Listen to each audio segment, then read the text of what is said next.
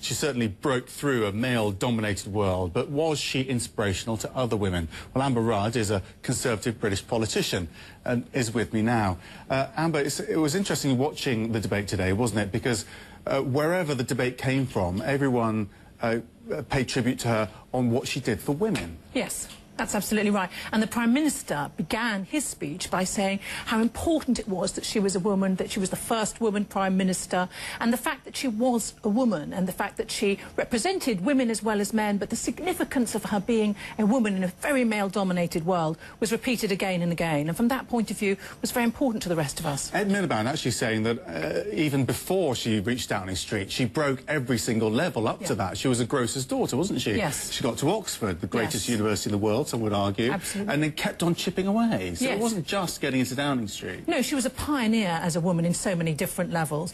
But I think the really interesting thing that also came through about Margaret Thatcher was that she wasn't really somebody who fought for women, insofar she didn't say, listen, women need to be here, women need to do that. She just did it. And the fact that she did it made it so much more possible for the rest of us to think that we could do it too. So she was a phenomenal role model from that point of view. It's undoubted that having a woman in that position was so powerful, and she was that woman.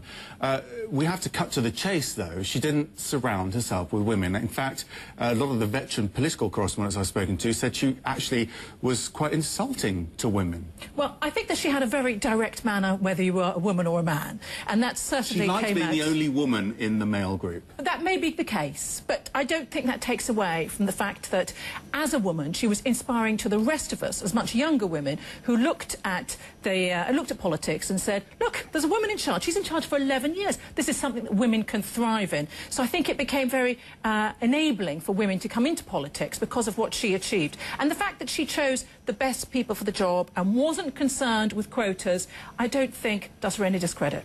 Could she not have supported... There must have been at least one talented woman in government at that time she could have promoted. Maybe. I don't know. I wasn't there at the time. But the fact is there were a disgracefully low number of women there at the time, only 4%. Now we're at the heady number of 22%. We've still got a lot further to go. But I also think that she was very important because when candidates go to be selected for MPs to their constituencies in the UK, the associations look at you and sometimes they think, oh, do we really want a woman? And then they remember Margaret. And they go, yes, maybe she's the next Margaret Thatcher. So it makes them even more likely to choose a woman. So I think she's done British women politicians a great service. There's talk about her handbag was famous, wasn't it? She used to dump it on the table at European summits.